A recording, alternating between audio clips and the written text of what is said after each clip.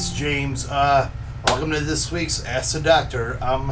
This week I tried a little something different, and I asked people to throw me some personal questions, some serious questions, maybe some controversial questions. Just thought I would go for a week without doing the nerd questions or the pop culture questions. So we'll see how today goes. And I got 5 questions from various degrees of seriousness and personal questions. So we'll see how it goes. Book of questions right here, so we're going to get cracking. First question. Sean S. asks, who was your most influential teacher in your years at West Hill and why?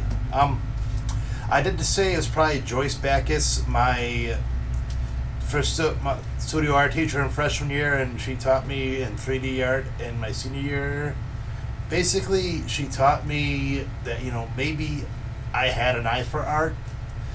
Every other teacher up until like the 9th grade, basically just passed me whatever and, didn't really appreciate my eye, but that's okay. It is what it is. But this one actually, kind of embraced it and embraced my individuality and how I was doing art on a different level than most people, and, encouraged me to do it and, tap into my imagination and go for it, be as weird as I could be. So she, kind of opened up a window in my mind, and I opened it up.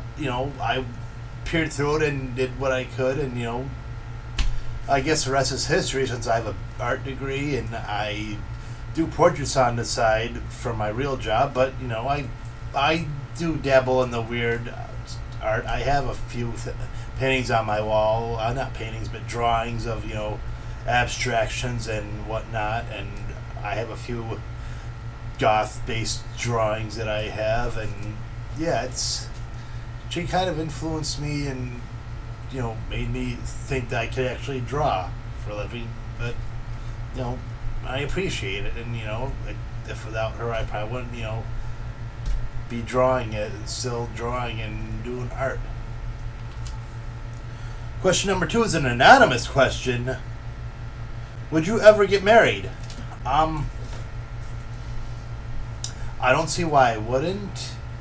I mean, anyone can say they'll never get married and don't want to get married, but eventually, that special person comes around, and if you see them for long enough, it changes a mind. I mean, I've been a person, I've seen my father's divorced. I've seen other people get divorced. I've seen friends get divorced, but it's just I haven't experienced it, so who am I to say whether or not, I would get married or not, it could happen. So, I don't see why it wouldn't be a possibility in my life. Question 3 is from Rob B. What do you think of the notion of entitlement that many people have nowadays?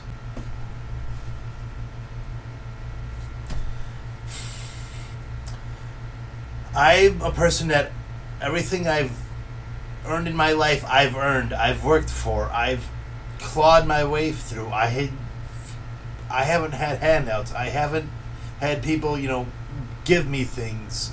Well, not give me things to where, I didn't have to earn it or work for it. So I don't understand why people, feel they have to have the world give them something or the world owes them something. It doesn't. You have to get your own piece of the world. I mean, I've worked for 20 some odd years.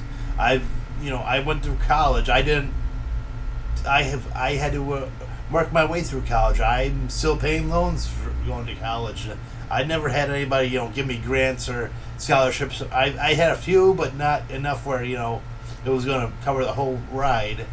I've had to work my way and claw my way through life, and I don't understand how people can just, say, I don't feel the need to, push myself. I just, I'm just going to half-ass these things. I don't feel the need to exert myself. The world's going to give me something. You might as well give me something that I don't have to earn it. It's just infuriating. I don't even like thinking about it. In the past year, I've trained probably about people. Only one person has actually stayed in this tour because they don't want to work. They don't want to push themselves and keep the job. It's a lot of work, and you're not going to get rewards. Nobody's going to give you rewards by being a goofball or not doing your job, what you're supposed to be doing. I mean, I've been with the same company for 12 years. Yes, I've had struggles. I still struggle nowadays. It's hard work. I mean, it's just that nothing's going to come easy in my life. Nothing's going to ever come easy in my life, and I'm okay with that. But the rewards I've had in life, it's outweighs the failures, and that's okay. I've everything I have is from my own hands, and I'm really cool with that. So I don't understand. I don't get it. Like people, are like, just give it to me. I don't want to deal with it. Who's gonna give it to you? Question 4 is from Mark W. What is the hardest decision you made in life so far? It's coming up on the 12th anniversary of my father's passing this Wednesday, the 14th. So, he had a heart attack in 2004 when I first moved out, 6 months after I moved out here. So I went back home, see what was going on or whatever. And when I came to my father, he was in the St. Joe's ICU. He was in rough shape. He had tubes in him, and pretty much every keeping him alive, because the workplace where he was at, Pembroke Manufacturing, I guess. The one on North Salina with the house on the top. Well, he had a heart attack there, and basically their policy is, don't touch a person because you could, exacerbate things more or whatnot. And they said, well, as long as he's still breathing, and I guess somebody said he was still breathing or something. And half an hour later, when the EMTs came, I guess he didn't have a heartbeat and he wasn't breathing. So when I went to the hospital, he had no activity above the brainstem. His heart was still beating, but he needed he was breathing. I might be wrong, but I think he was breathing. He had the oxygen. He had a feeding tube. He had all sorts of tubes in him. Anyways, the second day I was there, my aunt was there for the day, and my brother was there for the day, and we took a break a few hours in outside of the vigil, and my aunt brought up the fact maybe we ought to just think about final options, and my brother was like, no, I can't think about it. And it hit me there. My father was a man who said on countless occasions that if he was ever in a condition where he had tubes and whatnot in him and he was being kept alive, just pull a plug. And it's just the moment I realized that was happening, I broke down. I couldn't even get it out when I was trying to tell my aunt. It was just, I couldn't believe that I was in this situation. I mean, maybe my father knew what was going to happen in the years past, but I was in it just hit me like a ton of bricks. Like, I can't believe I'm here, and I couldn't get it out. But it took me like a minute or two. I'm like, well, my father said, obviously, if he was being kept alive, just pull the plug, and she knew that. She knew he's made mention about it, but my brother, he was hesitant about doing it, but